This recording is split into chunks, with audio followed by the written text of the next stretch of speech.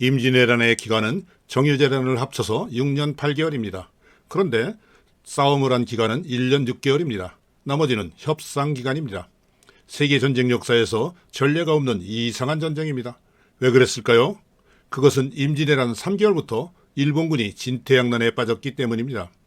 명나라는 고사하고 조선을 공격할 수도 없었습니다. 그렇다고 일본으로 철수할 수도 없었습니다. 진퇴양난의 상황은 임진왜란이 끝날 때까지 계속되었습니다. 이런 점에서 임진왜란은 황당한 전쟁이었습니다.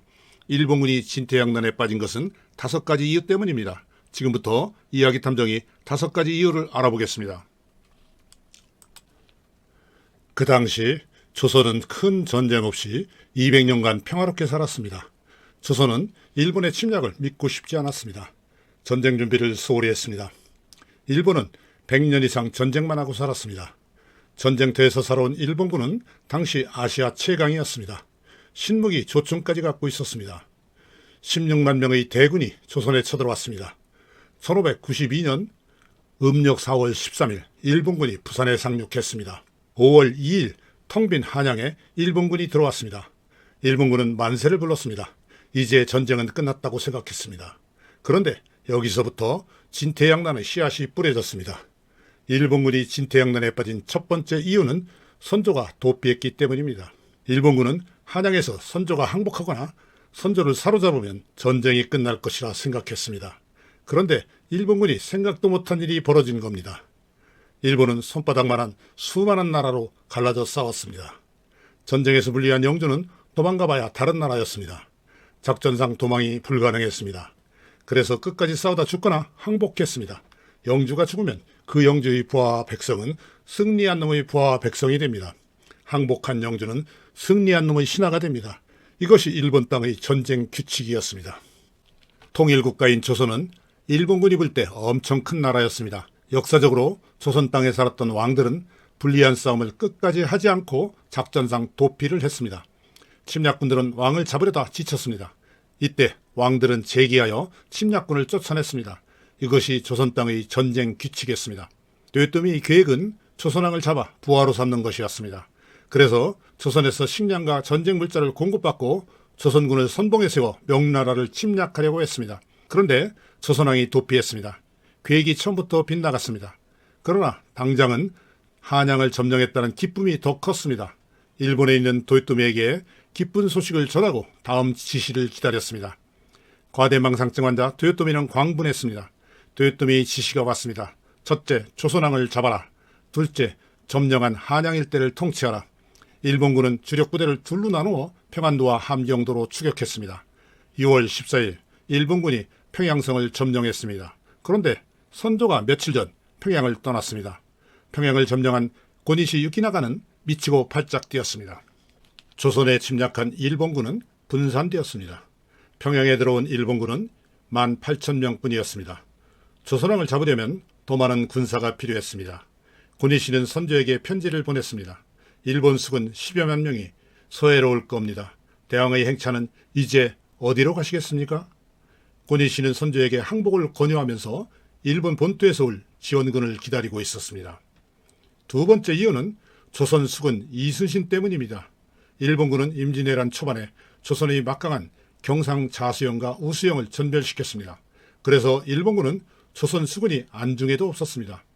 일본 수군도 한양 점령에 투입되었습니다.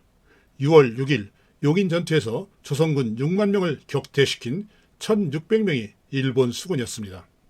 그런데 5월 5일 조선 수군 중 가장 규모가 작은 전라 자수영의 이순신 함대가 거제도 옥포, 하포, 적진포를 휘젓고 다니며 일본군을 싹쓸이했습니다. 일본군은 완전히 뒤통수를 맞았습니다. 일본군은 서해바다를 통해 군사와 식량을 평양으로 실어 날라야 할 필요성이 커지고 있었습니다. 육상 전투에 참가했던 일본 수군이 부산으로 돌아왔습니다. 서해바다 진출권을 놓고 일본 수군과 조선 수군의 혈전이 벌어졌습니다. 7월 8일 한산도에서 이순신에게 일본 수군은 비참하게 패배했습니다. 조선 수군은 제해권을 완전히 장악했습니다. 평양과 서울에서 지원군과 식량을 기다리던 일본군은 충격에 빠졌습니다. 이 때문에 도요토미는 선조를 잡아 조선군을 선봉에 세우고 명을 침략하는 단기 전략을 포기했습니다. 대신 조선 땅을 직접 지배하여 경영한 후 명나라를 침략하는 장기 전략으로 전환했습니다. 일본군을 조선 팔도에 분산 배치했습니다. 일자무식에 조선 말도 모르는 일본군이 조선의 치안을 유지하고 세금을 징수하려고 했습니다. 꿈도 야무졌죠. 세 번째 이유는 조선의 의병 때문입니다.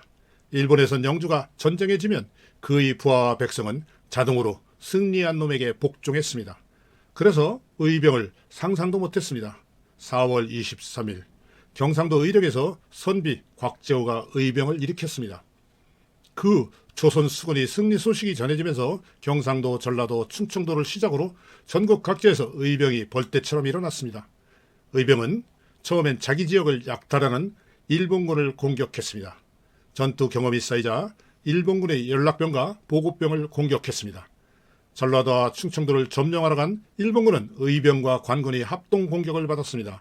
일본군은 포기하고 후퇴했습니다. 신기한 일이 벌어졌습니다. 소수의 의병과 관군의 연합군이 훨씬 많은 일본군과 싸워 이기기 시작했습니다.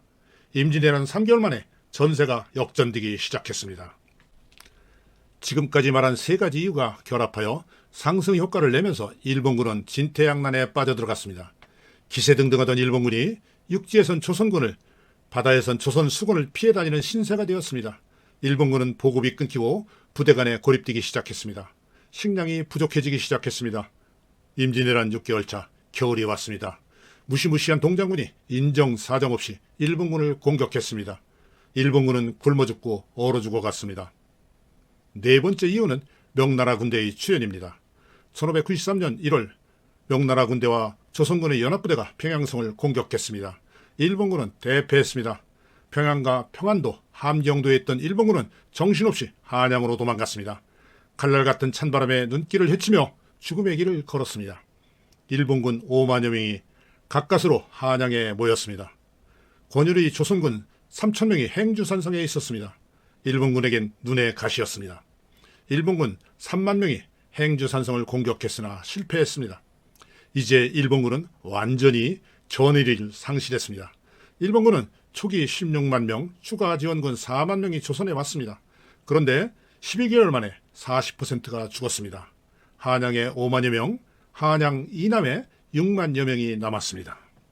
한양에 있는 일본군은 조선군과 명군이 언제 쳐들어올지 몰라 공포에 떨고 있었습니다. 일본군의 목표는 오직 살아서 일본으로 돌아가는 것이었습니다. 다섯 번째 이유는 도요토미가 일본군의 귀국을 허락하지 않았기 때문입니다. 조선에 출병한 일본군 장수의 가족은 도요토미에게 인질로 잡혀 있었습니다. 도요토미의 명령을 거역하면 가족이 죽고 영지를 빼앗겼습니다. 한양에 있던 일본군 장수 17명이 연대 서명을 해서 도요토미에게 철군을 허락해달라고 했습니다. 도요토미는 한양에서 철수를 허락했습니다. 그러나 부산 일대에 주둔하라고 명령했습니다. 그런데 일본군의 문제는 어떻게 부산까지 살아서 가느냐였습니다. 한양에서 부산 사이에는 조선군이 있었습니다. 후퇴하는 일본군을 조명연합군이 추격하며 공격하면 일본군은 전멸입니다. 일본군은 명군과의 협상에 매달렸습니다. 일본군은 안전만 보장해주면 스스로 부산까지 철수하겠다고 했습니다. 남의 나라에 와서 군사를 많이 잃은 명군 장수들에게 듣던 중 반가운 말이었습니다. 조선을 제치고 협상이 체결되었습니다. 일본군은 안전하게 한양에서 부산으로 철수했습니다. 그러나 부산에 주둔한 일본군의 귀국을 도요토미는 허락하지 않았습니다. 몰래 귀국했다가 개털 신세가 된 일본 장수도 있었습니다. 일본군은 부산에서도 진퇴양난에 빠졌습니다.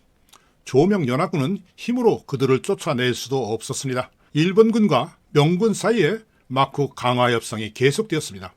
명군의 목표는 전투 없이 일본군을 조선에서 떠나게 하는 것입니다. 일본군의 목표는 도요토미의 비율을 맞추어 주어 철수 허락을 받는 것입니다. 그런데 도요토미는 자신의 명예뿐만 아니라 실리까지 얻기 위해 머리를 굴리고 있었습니다. 명군과 일본군, 도요토미 사이에 기나긴 눈치 싸움이 지속되었습니다. 도요토미가 죽자 일본군의 귀국이 허락되었습니다. 살아서 돌아가려는 일본군과 다시는 조선을 넘보지 못하게 하려는 이순신 사이에 노량해전이 일어났습니다. 노량해전을 끝으로 일본군의 진퇴양난도 끝났습니다. 시청해 주셔서 감사합니다. 구독 눌러주세요.